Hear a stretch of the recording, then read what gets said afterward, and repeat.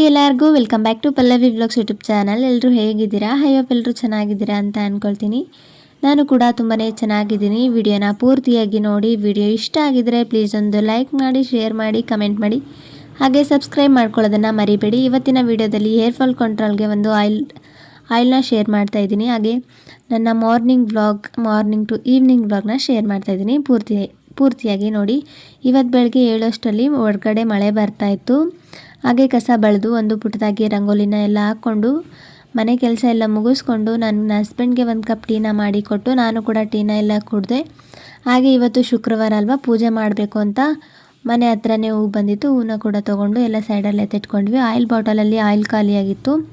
ನಿನ್ನೆ ರಾತ್ರಿನ ಆಯಿಲ್ನ ಚೆನ್ನಾಗಿ ತೊಳೆದು ಇಟ್ಕೊಂಡಿದ್ದೆ. ಇವಾಗ ಅದಕ್ಕೇ ಆಯಿಲ್ನ ಫಿಲ್ ಮಾಡ್ಕೊಳ್ತಾ ಇದ್ದೀನಿ. ಪಿಂಕ್ ಕಲರ್ ಅಂದರೆ ನನಗೆ ತುಂಬ ಇಷ್ಟ. ಈ ಲಾಳಿಕೆ ಕೂಡ ಪಿಂಕ್ ಕಲರ್ ಆಗಿದೆ.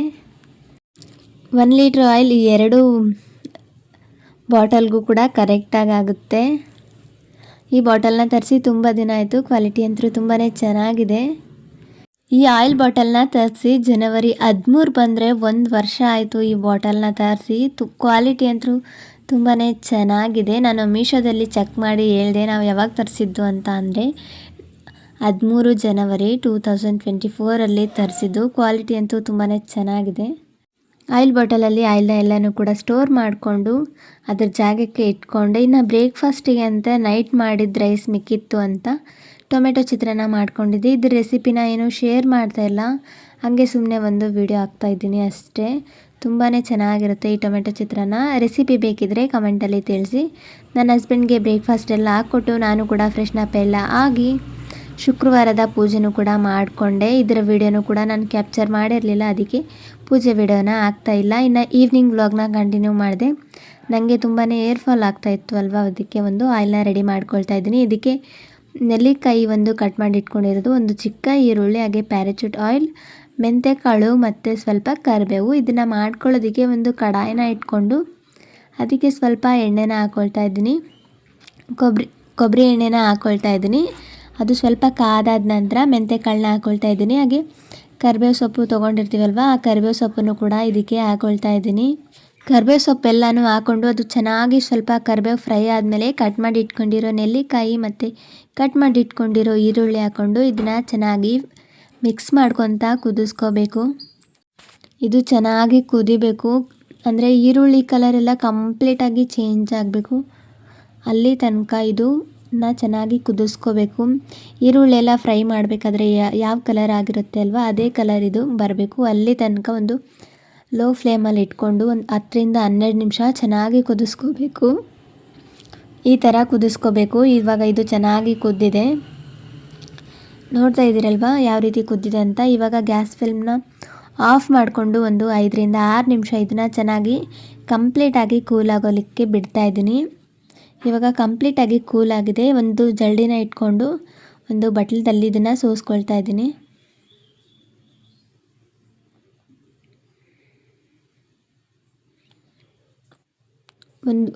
ಒಂದು ಬಟ್ಲದಲ್ಲಿ ಇದನ್ನು ಸೋಸ್ಕೊಂಡು ಜರಡಿಗೆ ಸ್ವಲ್ಪ ಚಮಚನ ಇಟ್ಕೊಂಡು ಈ ಥರ ಪ್ರೆಸ್ ಮಾಡಬೇಕು. ಅದರಲ್ಲೂ ಕೂಡ ಎಣ್ಣೆ ಅಂಶ ಇರುತ್ತೆ, ಅದು ಕೂಡ ಚೆನ್ನಾಗಿ ಬರುತ್ತೆ. ಈ ಥರ ಪ್ರೆಸ್ ಮಾಡಿಕೊಂಡ್ರೆ ಆಯಿಲ್ ಕೂಡ ರೆಡಿ ಆಯಿತು. ನೋಡ್ತಾ ಇದ್ದೀರಲ್ವ, ನಾನು ಸ್ವಲ್ಪನೇ ಮಾಡಿ ಹಚ್ಕೊತೀನಿ, ಜಾಸ್ತಿ ಮಾಡಿ ಏನು ಸ್ಟೋರ್ ಮಾಡಲ್ಲ. ನಿಮಗೆ ಬೇಕಿದ್ದರೆ ನೀವು ಜಾಸ್ತಿನ ಮಾಡಿ ಸ್ಟೋರ್ ಮಾಡ್ಕೋಬೋದು. ಇವಾಗ ಆಯಿಲೆಲ್ಲ ಕಂಪ್ಲೀಟಾಗಿ ರೆಡಿಯಾಗಿದೆ. ಇವಾಗ ಇದನ್ನು ಅಪ್ಲೈ ಮಾಡ್ಕೊತಿದ್ದೀನಿ. ಹೆಂಗಿದ್ರು ಇವತ್ತು ಶುಕ್ರವಾರ ಬೆಳಿಗ್ಗೆ ತಲೆ ಸ್ನಾನ ಮಾಡಿದ್ದೆ ಅಲ್ವಾ, ತಲೆ ಕೂದಲು ಕೂಡ ಚೆನ್ನಾಗಿ ಒಣಗಿದೆ. ಅದಕ್ಕೇ ಇವಾಗ ತಲೆಗೆ ಎಣ್ಣೆನ ಅಪ್ಲೈ ಮಾಡ್ತಿದ್ದೀನಿ.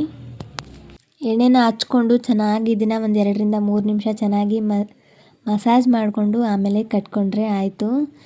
ತುಂಬಾ ಸ್ಮೂತಾಗಿ ಏರ್ ಬರುತ್ತೆ ಮತ್ತು ಏರ್ ಫಾಲ್ ಕೂಡ ಕಂಟ್ರೋಲ್ ಆಗುತ್ತೆ. ನೀವು ಕೂಡ ಒಂದ್ಸಲ ಟ್ರೈ ಮಾಡಿ.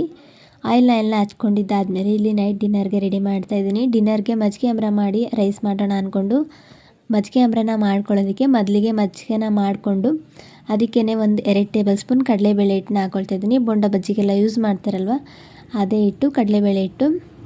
ಅದನ್ನು ಕಡಲೆಬೇಳೆ ಹಿಟ್ಟನ್ನ ಹಾಕ್ಕೊಂಡು 1 ಗಂಟೆಲ್ದಂಗೆ ಇದನ್ನು ಚೆನ್ನಾಗಿ ಮಿಕ್ಸ್ ಮಾಡಿಕೊಂಡು ಅದಕ್ಕೆ 1 ಟೇಬಲ್ ಸ್ಪೂನ್ ಹಸಿ ಖಾರ ಹಾಕ್ಕೊಂಡು ಹಾಗೆ ರುಚಿಗೆ ತಕ್ಕಷ್ಟು ಉಪ್ಪನ್ನು ಹಾಕ್ಕೊಳ್ತಾ ಇದ್ದೀನಿ. ಹಾಗೆ ಸ್ವಲ್ಪ ಅರಿಶಿನ ಪುಡಿ ಹಾಕ್ಕೊಂಡು ಇದನ್ನು ಚೆನ್ನಾಗಿ ಇನ್ನೊಂದು ಸಲ ಬೀಟ್ ಮಾಡ್ಕೊಳ್ತಾ ಇದ್ದೀನಿ. ಇನ್ನೊಂದು ಸಲ ಇದನ್ನು ಚೆನ್ನಾಗಿ ಮಿಕ್ಸ್ ಮಾಡ್ಕೋಬೇಕು. ಗಂಟೆಲ್ಲ ಹೊಡ್ಕೋಬೇಕು. ಕಡಲೆಬೇಳೆ ಹಿಟ್ಟಿಂದು ಗಂಟಿರುತ್ತಲ್ವ ಅದನ್ನೆಲ್ಲ ಚೆನ್ನಾಗಿ ಹೊಡ್ಕೊಂಡು ಇವಾಗ ಗ್ಯಾಸ್ ಫ್ಲೇಮ್ನ ಆನ್ ಮಾಡಿಕೊಂಡು ಇದನ್ನು ಕುದಿಲಿಕ್ಕೆ ಇಟ್ಕೊಂಡಿದ್ದೀನಿ. ಹಾಗೆ ಸೈಡ್ಗೆ ಒಂದು ಒಗ್ಗರಣೆ ಪಾತ್ರೆನ ಇಟ್ಕೊಂಡಿದ್ದೀನಿ. ಅದಕ್ಕೆ ಸ್ವಲ್ಪ ಎಣ್ಣೆನ ಹಾಕ್ಕೊಂಡಿದ್ದೀನಿ. ಎಣ್ಣೆ ಕಾದಾದ ನಂತರ ಸಾಸಿವೆ, ಜೀರಿಗೆ, ಒಣಗಿರೋಂಥ ಮೆಣಸಿನ್ಕಾಯಿ ಮತ್ತು ಕರಿಬೇವು ಹಾಕ್ಕೊಂಡು ಒಗ್ಗರಣೆ ಕೊಟ್ಕೊಂಡೆ. ಬೆಳ್ಳುಳ್ಳಿ ಇರಲಿಲ್ಲ, ಅದಕ್ಕೆ ಬೆಳ್ಳುಳ್ಳಿ ಹಾಕಿಲ್ಲ. ನಿಮ್ಮ ಮನೇಲಿ ಬೆಳ್ಳುಳ್ಳಿ ಇದ್ದರೆ ಬೆಳ್ಳುಳ್ಳಿ ಹಾಕ್ಕೊಳ್ಳಿ.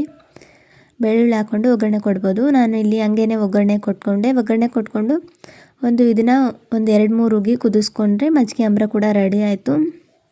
ತುಂಬಾ ಚೆನ್ನಾಗಿರುತ್ತೆ. ಮಜ್ಜಿಗೆ ಅಂಬ್ರ ರೆಡಿ ಮಾಡೋಷ್ಟರಲ್ಲಿ ಈ ಕಡೆ ಸೈಡಲ್ಲಿ ರೈಸ್ನು ಕೂಡ ರೆಡಿ ಮಾಡಿಕೊಂಡೆ. ರೈಸ್ ಕೂಡ ಆಯಿತು. ರೈಸ್ ಕುಕ್ಕರಲ್ಲಿ ಇಟ್ಟರೆ ರೈಸ್ ಕೂಡ ಆಯಿತು. ಇನ್ನು ಇವತ್ತಿನ ನೈಟ್ ಡಿನ್ನರ್ಗೆ ರೈಸ್ ಮತ್ತು ಮಜ್ಜಿಗೆ ಅಂಬ್ರ ಹಾಗೆ ಗುರೆಳ್ ಪುಡಿ ಮತ್ತು ನಿಂಬೆಕಾಯಿ ಉಪ್ಪಿನಕಾಯಿ ಊಟ ಎಲ್ಲ ಮುಗಿಸ್ಕೊಂಡೆ.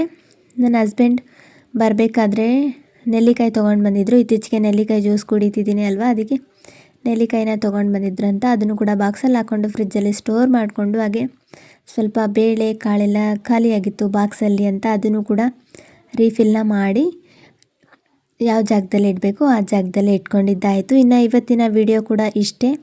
ವಿಡಿಯೋ ಇಷ್ಟ ಆಗಿದ್ದರೆ ಪ್ಲೀಸ್ ಒಂದು ಲೈಕ್ ಮಾಡಿ, ಶೇರ್ ಮಾಡಿ, ಕಮೆಂಟ್ ಮಾಡಿ, ಹಾಗೆ ಸಬ್ಸ್ಕ್ರೈಬ್ ಮಾಡ್ಕೊಳ್ಳಿ. ಆಯಿಲ್ ರೆಸಿಪಿ ಹೇಗಿತ್ತು ಅಂತ ಕಾಮೆಂಟ್ ಮಾಡಿ ತಿಳಿಸಿ. ಆಯಿಲ್ನ ನೀವು ಕೂಡ ಟ್ರೈ ಮಾಡಿ, ನಿಮಗೂ ಕೂಡ ರಿಸಲ್ಟ್ ಸಿಗುತ್ತೆ. Thank you for watching.